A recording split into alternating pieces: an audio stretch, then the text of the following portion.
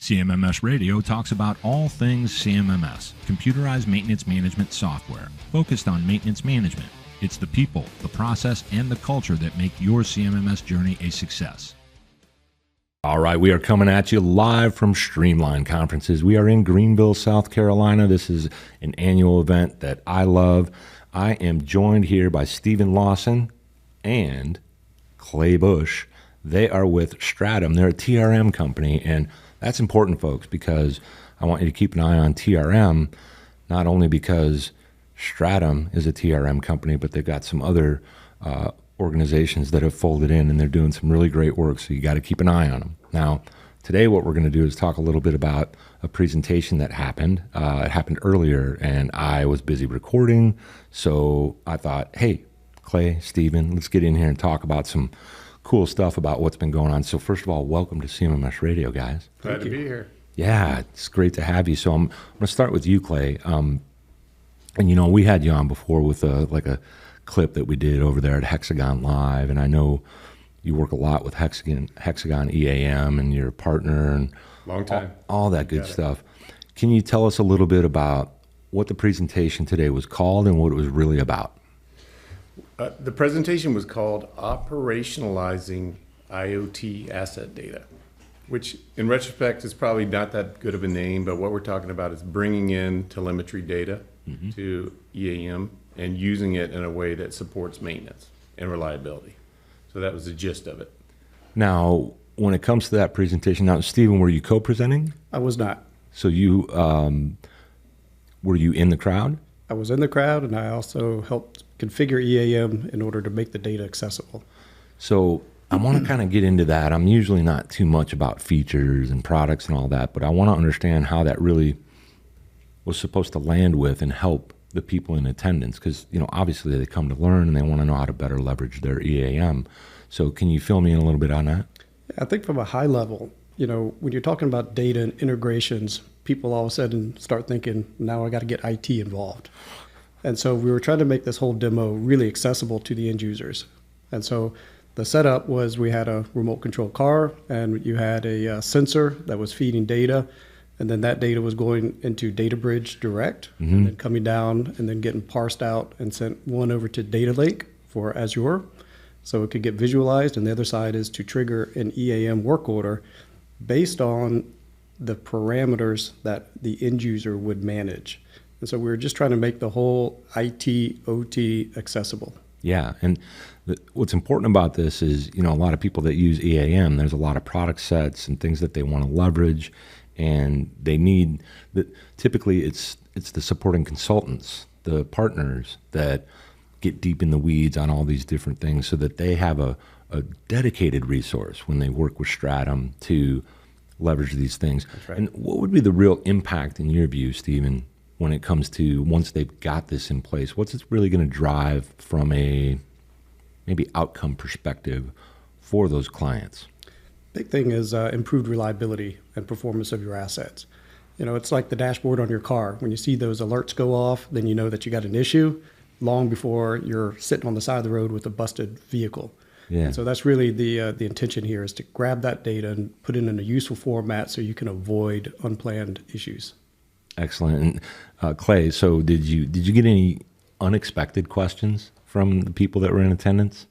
I wouldn't say unexpected, but the point we were trying to make is everybody does PMs, annual, you know, whatever. Those are simple, but this is a next horizon. You can get real-time streaming data, temperatures, pressures, vibration, so you can act on information as it happens. You're not waiting for the next PM cycle. If you see that a pump temperature is above X, then that's a bad sign. And it may not need a repair, but it needs someone to go look at it.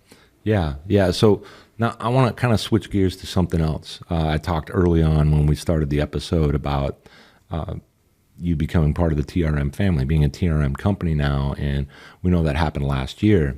But how does that help with the expanding of your offerings and how you're now there and part of the organization?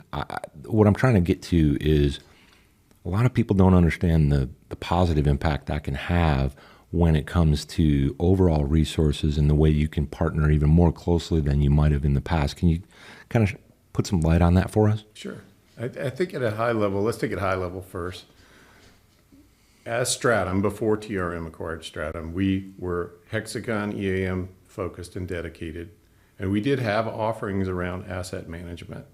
But where we're going now with TRM is we're trying to go and cover the whole continuum, end-to-end asset management, which encompasses implementing software, implementing reliability practices, providing content, failure codes, PM libraries, and eventually all the way into the OT, cyber realm, and pure high-level asset management, strategic asset management plans, the whole kit and caboodle, if you will. So now in a scenario like that, clients aren't just getting the solutions they need, they're getting the things that you should have had in place before you get these solutions and leverage them, because you can bring to that client the dedicated total package. How do we work with your team to get you guys moving well? How can we get you in a state of readiness for taking on this technology and leveraging it properly? And now, because we set the base properly, you do understand standardization, you do understand criticality, and then you can actually leverage those reliability best practices and get the actual outputs you've been after for so long. Would you say that's right? Yeah, but it's even deeper than that, because at Stratum we were able to put in frameworks that were aligned with asset management, but now we've got the actual people who can put in the content. So instead of just collaborating with the client and saying we need you to build your PMs and then teaching them how to generate those PMs, we can actually bring in our staff to build the PM content and then have them review and approve it. So no longer are we needing a client being expert in their own equipment. We can bring that expertise to them. And I think that's a fundamental game changer. We've got people that can go out and take a hoarder's garage, so to speak, of a storeroom and then turn it into a showroom. So we've got those boots on the ground. They can digitize the data, catalog it, bring it into EAM, and then equally important is when that data comes out, now we've got the people that can analyze the quality and the impact of that data. So we are no longer just systems implementers. We are now reliability implementers with aligned and enabled technology. And I think that's a fundamental game changer for us. I agree. And I'll ask you, Clay, does that then also mean that you're building that client into becoming their own resource? Over the long haul. Yeah, there's always some place we have to meet them at. We don't know. Everyone's different where they are in terms of their maturity level, the content they have. We always like to say data is the long pole in any exercise. So it almost always comes down to what Stephen's talking about. Do they have quality data to begin with? If not, how are they going to fill in the gaps? Their resources are always thin. That's where we come in. We can supplement their resources to get that data in there faster that's needed to get the setup working properly. Yeah, and the reason I asked is I think about this idea that, we have you in their facilities, in the org, making these things happen, doing what you do with the storeroom or any of those processes when it comes to maintenance and reliability. And then I imagine and think about, well, what happens when that's not available? Does that mean that they're stuck, or have they also been getting trained and becoming that same level of expert over time so they can fight for themselves? Great question. And we do have people that can teach planners how to become effective planners, and schedulers how to build effective schedules, how you get the operations to have input into building those schedules and into the planning prioritization meetings. So we can actually coach roles about how to actually do their jobs within the overall asset management framework.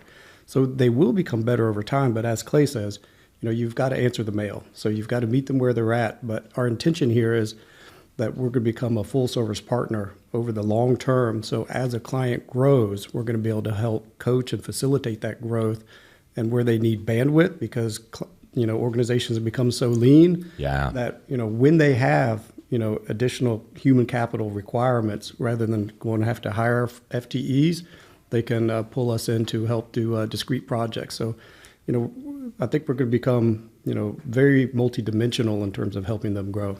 I got it now. So now when you said, basically soup to nuts, you're along for the ride. So they're not flying blind because you're there. That's part of the overall relationship. That's right. That's great, because just so many opportunities when you walk into any client, so many opportunities, but you can't go 0 to 60. And in one shot. So you have to parse it out. It's a years long effort. So get in there where they begin, step them through it, show them the pathway of how to get to the quarter mile, if you will. That's the idea. Now this is for both of you. So first with Stephen, when you say that, Clay, so many organizations, teams, whoever, they think this is supposed to be an endeavor that is relatively quick and you're going to see benefits immediately. Now, there might be some. There's always low-hanging fruit. However, this is all about the long game because reliability in and of itself is a long game. It's an ongoing thing. There's not a finish line.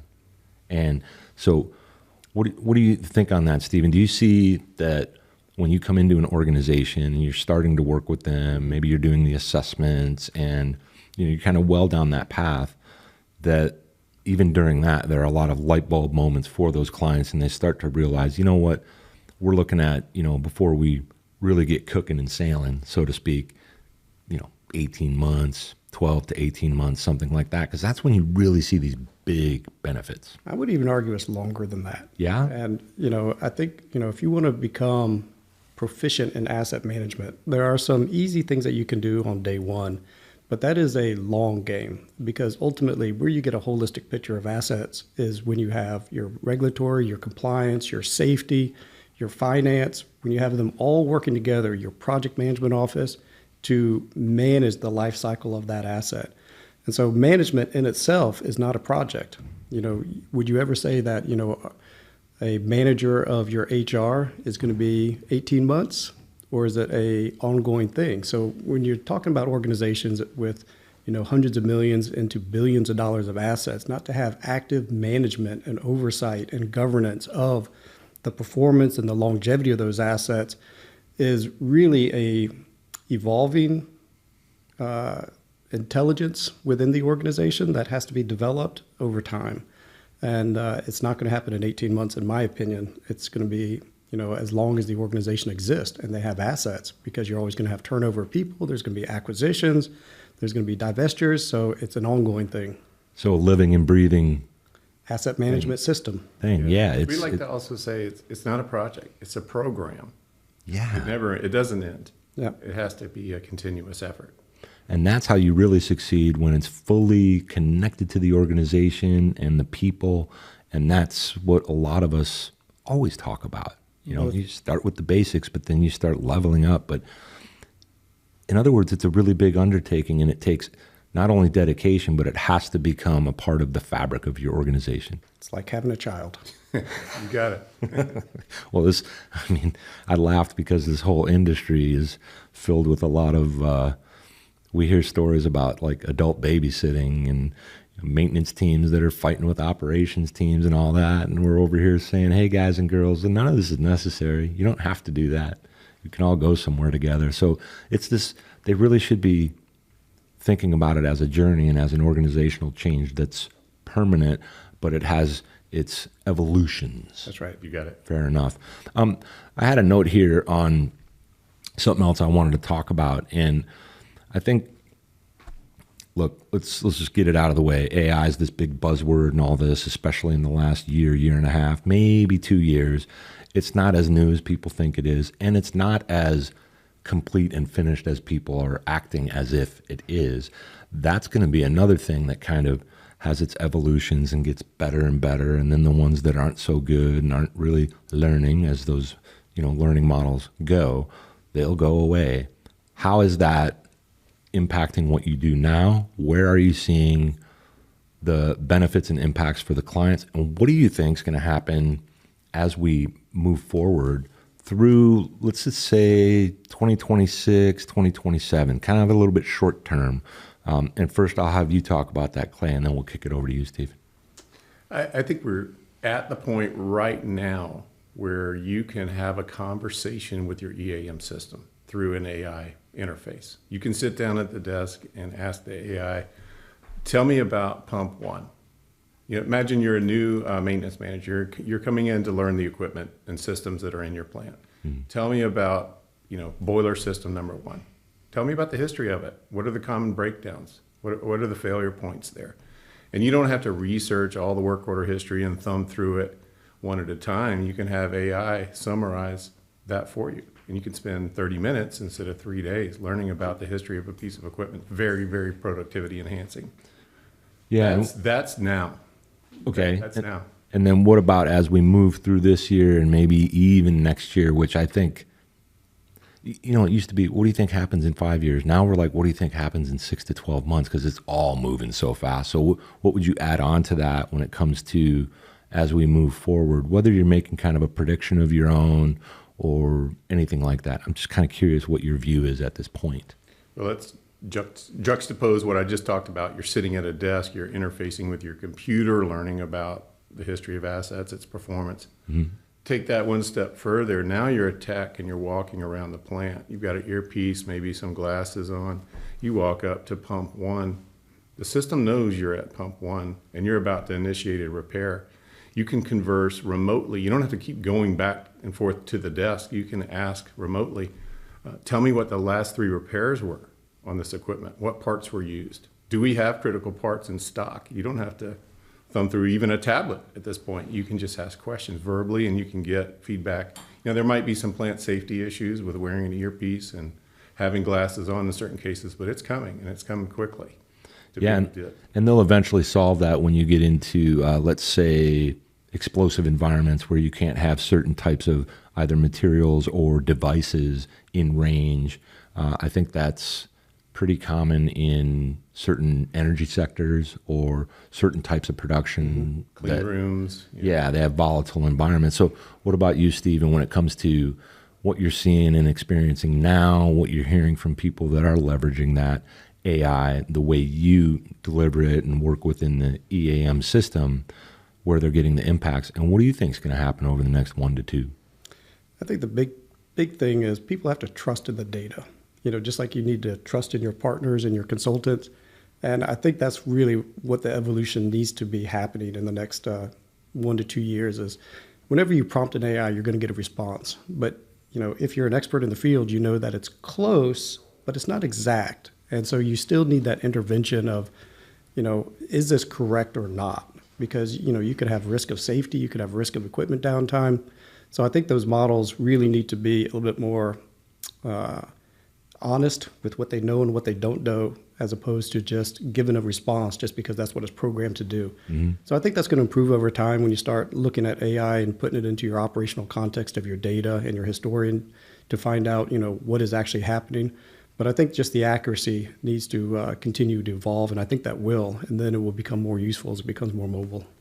Yeah, and I think, it's always a topic that I want to get into it and I want to be excited about it. I see all this potential and some good stuff, but then I'm worried about these, drift, hallucinations. Where is it really getting its data? Can it stay within the guardrails? And I think that part of it is what's really going to improve. And I think that's what's also going to cause the shakeout for the ones that go away, the organizations that don't work in that same direction, so that we can trust it more and more. I would then ask you, Clay, people worry about if you leverage too much AI, you're not going to use your own brain anymore. But I think we need some context around that, right? Especially in these environments that are asset intensive, there's always going to be humans in the loop, as far as we can tell for the somewhat near term, right? I mean, it's not like a robot or AI itself is not necessarily going to be able to tell. It doesn't really tell you, hey, here's how you fix this. This is how you do that. What it can do is give you some clues and some breadcrumbs, but it does all kinds of crazy stuff. So I always worry about that. Talk to me about the human part of this.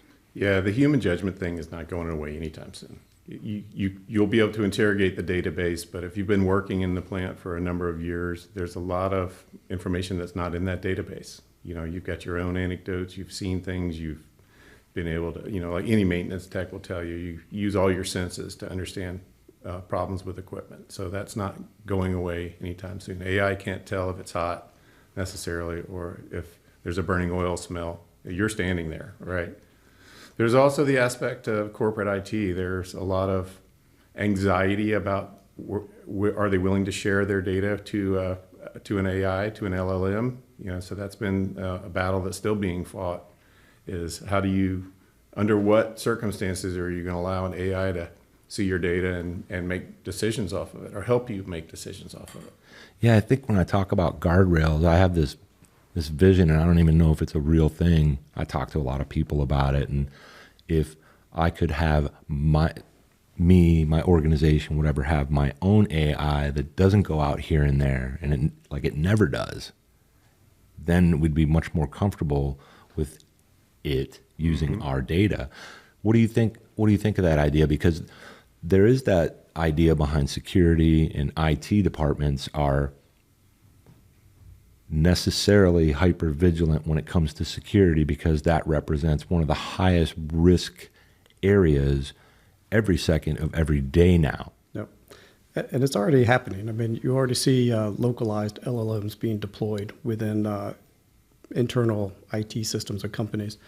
You know, the trade-off of that is you lose the body of knowledge that is also training it, right? Because now all of a sudden you're just very restricted in what's in your internal data systems. So that's a certain trade-off. But I also think, you know, to talk to your earlier point, there's a lot of turnover in human capital right now. You know, the older folks are retiring. And so, you know, you talk about the loss of development. Well, this can actually accelerate the younger folks because they don't have that same level of experience and they need to get access to it. So we need to be able to harvest that information before it's gone. Yeah, and now that you said it that way, you mentioned the young folks, the up-and-comers, the ones that we want to come into industry. We want them to get into these areas and arenas and take that knowledge before it goes away and then start making it their own. I would hope that they see this opportunity, and we see some kind of people blow it out of proportion, like, oh yeah, we're back on track, and millennials they're doing this and that, and we got a long way to go. But I hope that trend continues, that people can get into these environments, get that knowledge that's going away, learn themselves, and make it even better. This is a real opportunity from a career perspective to be in this, whether you're on the maintenance team, whether you develop yourself into a reliability engineer or reliability professional. And I think it's exciting. I think we got a chance. What do you think? I don't know if I'd call it a renaissance, but I think there's a ton of renewed interest in the skilled trades right now. A lot of people are talking about it. You know, AI is going to take all the white-collar jobs and in a certain time frame, but it's going to be very hard to replicate a maintenance technician's role, you know, a millwright or a plumber, all of that. It's going to take a long time. So you're seeing a lot of renewed interest in skilled trades, which is great. Yeah, I'm excited about it, and I love to talk about it all the time. I think we all do, because we see that there's now a possibility we might solve this, and maybe that gap won't be quite as big as because they say that's probably a 10 or more year gap that has been created. It might be worse than that, but let's switch gears. We're at Streamline Conferences, and I want to, from each of you, get a little bit of feedback about how the conference has gone so far this year, and why you like it, and what you're looking for in the future when we come back to Streamline. So I'll start with you, Stephen. I love the size of the venue. You know, I wish it was downtown, because I think downtown Greenville is so special. But I think it's so well organized, and, you know, the people are really hungry to learn. And I think just the breadth of topics that are being presented is really interesting and really valuable for both our clients as well as our partners. Yeah. My favorite thing, like, just to interject, is really strong lineup of folks we brought in this year. Not just yourselves, but some of the other people that we wouldn't have typically expected to see. So that was exciting for me. But what about you, Clay, when it comes to why you love this conference, why it's so important that people recognize it, what's different about it from all the other ones, and what are you excited about in the future for this conference? Oh, there's so much here, but let me give you a little context to help you understand my personal perspective, Craig, and that is, I went to work for a company called DataStream here in Greenville in 1994. And that, you know, you may know the history. DataStream was eventually acquired by Infor, who was then acquired by Hexagon. So there's a long legacy here. And a lot of the people that you see here have been on the ride for that whole time. So we've known these people for 20 plus years, many of them. So it's a family for us, and that's part of why we enjoy coming here. every year is just to, reconnect with all the people that we've known. And even though they work for competitive companies, we still have cocktails together, and we've known each other. We know about their kids. And so it's a great atmosphere just purely from the social perspective. So aside from that, though, as you mentioned, this year we've got top tier experts in reliability. The speaker lineup is super strong. A lot of people are here to learn, and there's just so much good content. So this is my second year. I know this has been running for 4 years, but Alex Bolin, the host, just keeps making it better and better. Yeah. So shout out to the DataStream Mafia. You got it. Want to give credit where credit's due, and that's a real thing, folks, and it goes back quite a ways. Clay mentioned 1994. I know quite a bit of the story, and when I was in industry starting in early 2000s, we used to watch closely to learn, and we weren't that type of a system enterprise level, but it's a fascinating journey, and what's interesting about it is you can connect the dots, and you can see where it is now, and I learn more and more every year when we come to this conference, and it's just fascinating to learn about those journeys. There's so much nuance and interesting things, but I see a lot of cohesion between the groups that are like hanging out at night, and they're talking about old war stories, and I can cruise over there and kind of listen in and go, oh, let me tell you about this thing. It's just great. Well, I am really glad that you guys had some time. It took us a couple days to get you in here. I'm glad you had a successful presentation today. I just want to remind everyone that you can get in touch with Stratum. You can find Stratum. They're a TRM company. You could also find TRM. It's Total Resource Management. Don't sleep on the fact that there's other parts to that entity now that are really loaded with some expertise that you don't see everywhere else. I mean, especially if we talk about maybe IDCON, and we've got, is it PCA? Sheffield Scientific. Yep.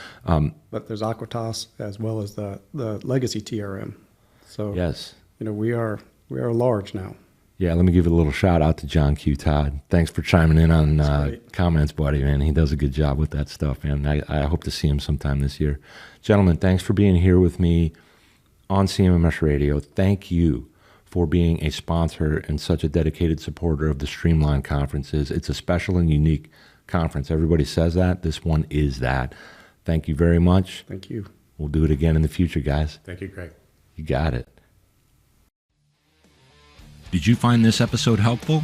Please send us some feedback, suggest a topic, or ask a question. Reach out to CMMS Radio if you need a co-pilot on your CMMS project. Visit CMMSradio.com and use the What's on Your Mind link. Thank you for tuning in to CMMS Radio, your resource for all things CMMS, from selection to implementation, to help you make better choices, learn from industry experts, and have a successful CMMS journey.